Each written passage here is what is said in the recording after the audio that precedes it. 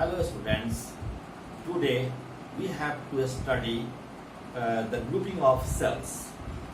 Grouping of cells is done in three ways: grouping in series, grouping in parallel and mixed grouping. हम cells के grouping को तीन तरह से करते हैं: grouping in series, grouping in parallel and mixed grouping. हम one by one हम तीनों को दिखाते हैं. सबसे पहले है ग्रुपिंग इन सीरीज. इस ग्रुपिंग इन सीरीज के लिए हमने माना कि there are n cells each of EMF E. हम n सेल्स ले रहे हैं और इस n सेल्स में प्रत्येक का EMF E है और प्रत्येक का इंटरनल रेसिस्टेंस R है, और इसको हम एक एक्सटर्नल रेसिस्टेंस से, एक कंडक्टर से जिसका रेसिस्टेंस कैपिटल R है, से जोड़ते हैं तो इस सर्किट में करंट का फ्लो होता है I. अब जरा देखिए कि नेट EMF कितना होगा इसका. सभी EMF एक ही डायरेक्शन में, एक ही तरफ हैं, तो सभी का सम हम करेंगे तो n टाइम्स हो जाएगा EMF का. n into E net EMF हो गया. और रेसिस्टेंस कितना हुआ?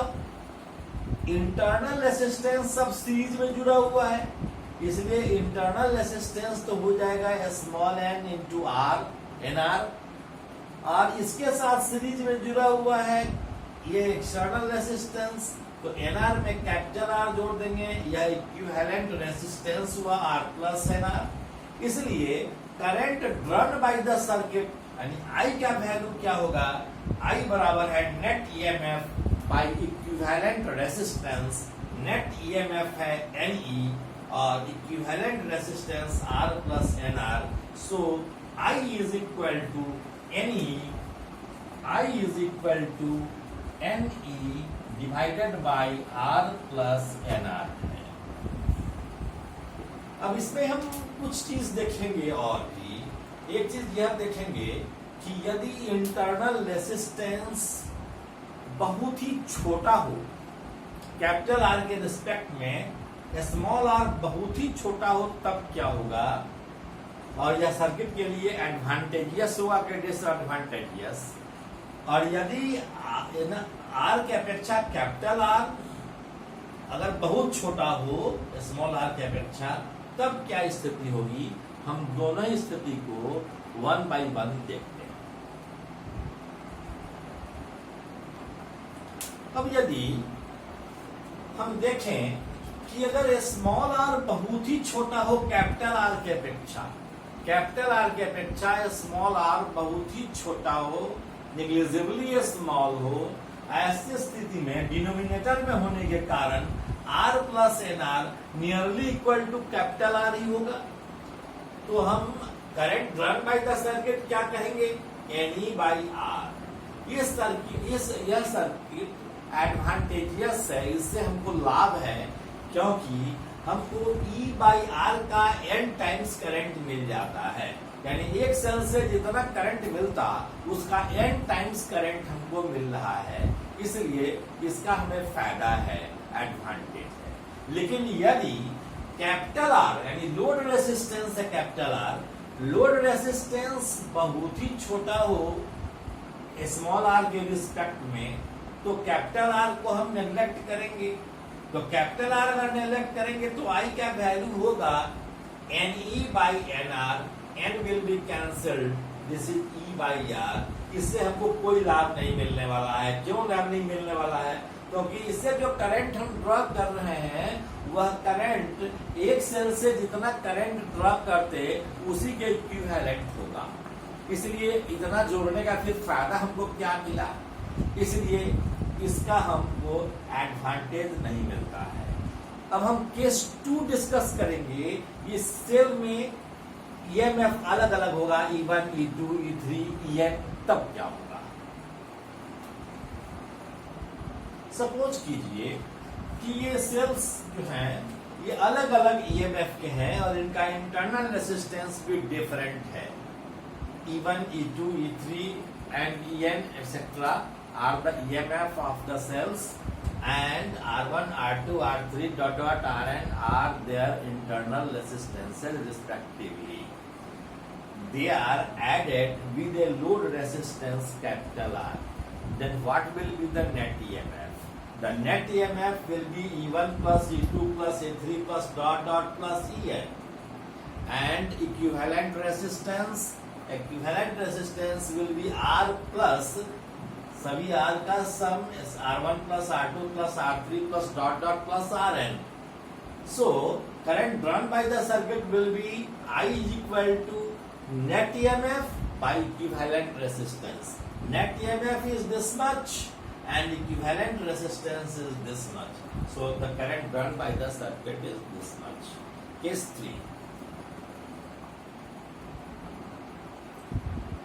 अब तीसरा क्वेश्चन बता रहे हैं कि there are n cells, but in n cells are wrongly connected. समझने की चेष्टा करेंगे कि n cells में हम m cells wrongly connected कर दिए. इसका मतलब है क्या कि बहुत सारे सेल्स हैं, ये देख रहे हैं, ये सब सेल एक ही EMF इसका एक ही डायरेक्शन में है, लेकिन यहाँ देख रहे हैं कि उल्टा कनेक्ट किया हुआ है, यह सेल उल्टा कनेक्टेड है. ऐसे ऐसे उल्टा कनेक्टेड m सेल्स हैं. इसलिए मैंने लिखा है कि if in n cells m cells are wrongly connected, तब नेट EMF क्या होगा? नेट EMF बराबर होगा, बताइए, total number of cell n है, m सेल रॉन्गली कनेक्टेड है, तो सही कनेक्टेड कितने हैं? n माइनस m सेल सही कनेक्टेड है, तो एक तो EMF n माइनस m के कारण होगा ही, साथ साथ m सेल्स रॉन्गली कनेक्टेड है, इसलिए उसका रॉन्गली जो कनेक्टेड है वह तो घट जाएगा EMF. तो कितना घट जाएगा? m सेल्स रॉन्गली कनेक्टेड है, इसलिए m सेल्स घट गए. n माइनस m सेल्स सही कनेक्टेड है, इसलिए उसका EMF सही कनेक्टेड वाले का EMF हो गया n माइनस m इंटू ई, और गलत जो कनेक्टेड है उसका EMF हुआ me. तो n माइनस m ई में से घट जाएगा me, वही नेट EMF होगा, यानी वही हमारा इफेक्टिव EMF होगा. और इक्विवेलेंट रेजिस्टेंस क्या होगा? इक्विवेलेंट रेजिस्टेंस तो उतना ही होगा R प्लस NR, क्योंकि रेजिस्टेंस है, सीरीज में है, सभी रेजिस्टेंस सीरीज में होने के कारण हम सीधे लिख देंगे R प्लस NR. तो therefore current drawn by the circuit, so current drawn by the circuit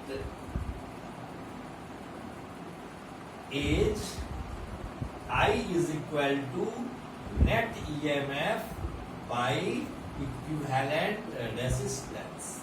तो नेट EMF हो गया n minus me minus me, तो यह हो जाएगा n माइनस 2m इंटू ई, n minus me minus me, तो ne minus 2me, e common ले लिए, n minus 2m into E divided by r plus nr. So that means I is equal to लिखेंगे n minus 2m into e divided by r plus nr. इस पर यदि question होंगे तो आप आराम से बना लेंगे. सावधानी रखेंगे कि केवल घटेगा ही नहीं, केवल n माइनस me ही नहीं होगा, बल्कि माइनस me भी इसमें जोड़ना पड़ेगा. ओके, अब हम grouping in parallel. Now let us discuss grouping in parallel. Here there are m cells. Number of cells है, number of cells बराबर है m. EMF of each cell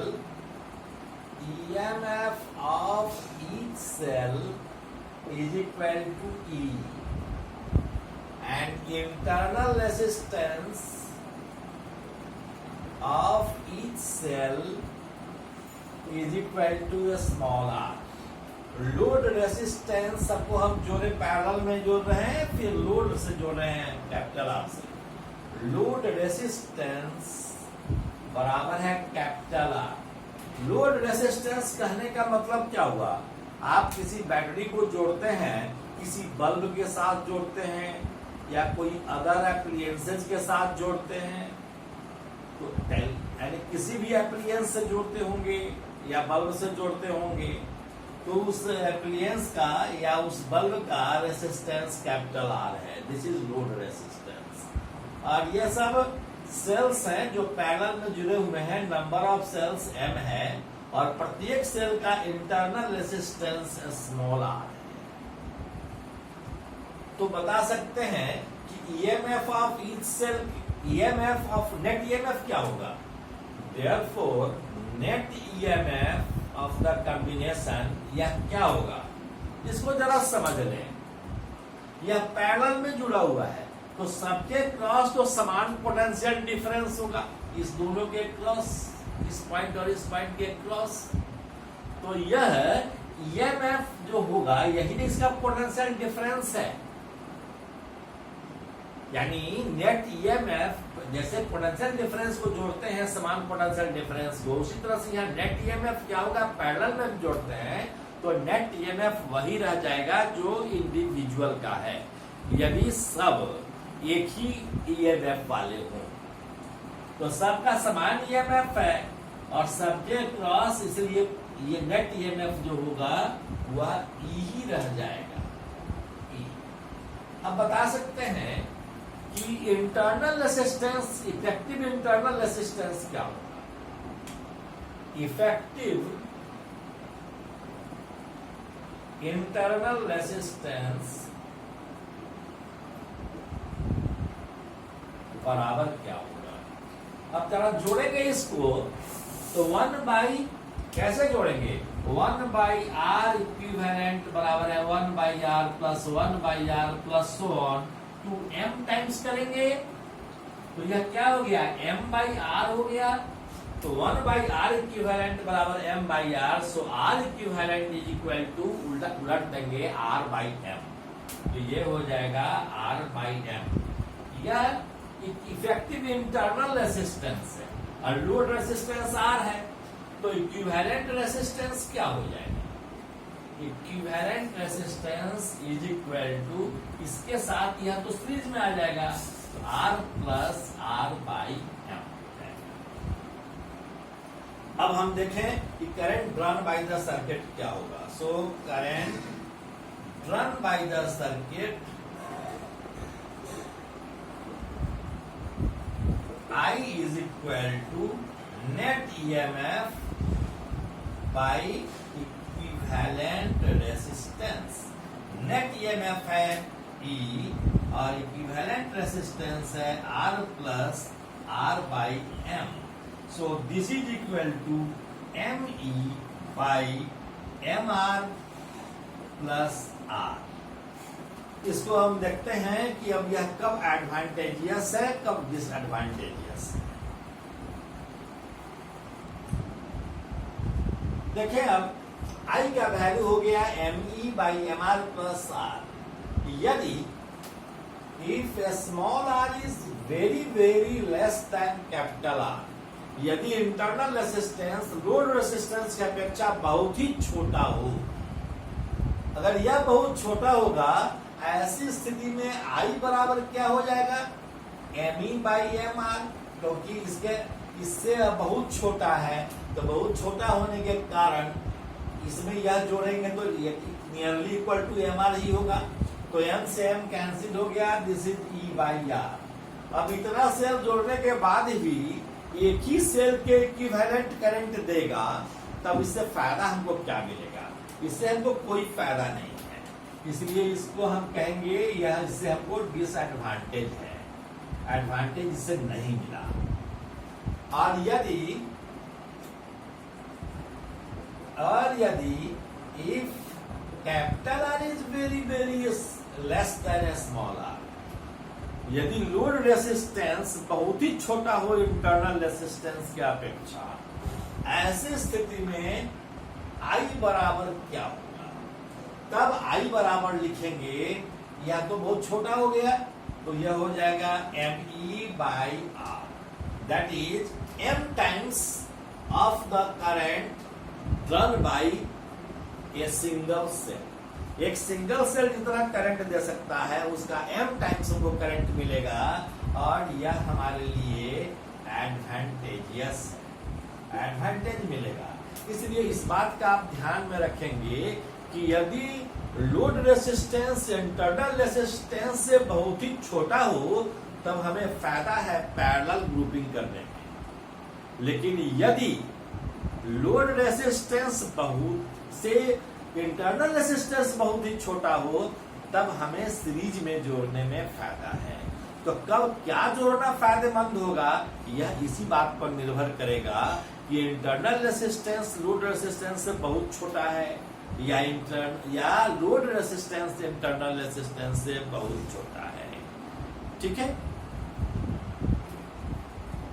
तो इसके बाद हम लोगों को पढ़ना है मिक्स्ड ग्रुपिंग। मिक्स्ड ग्रुपिंग से पहले इसमें हम कुछ और केसेस बताएंगे। हम डिफरेंट सेल्स डालेंगे, डिफरेंट ईएमएफ के सेल्स डालकर देखेंगे कि ईएमएफ क्या होता है, और इससे संबंधित हम लोग प्रॉब्लम करेंगे, और प्रॉब्लम करने के बाद तब हम मिक्स्ड ग्रुपिंग पढ़ाएंगे। आज बस इतना ही। Thank you very much.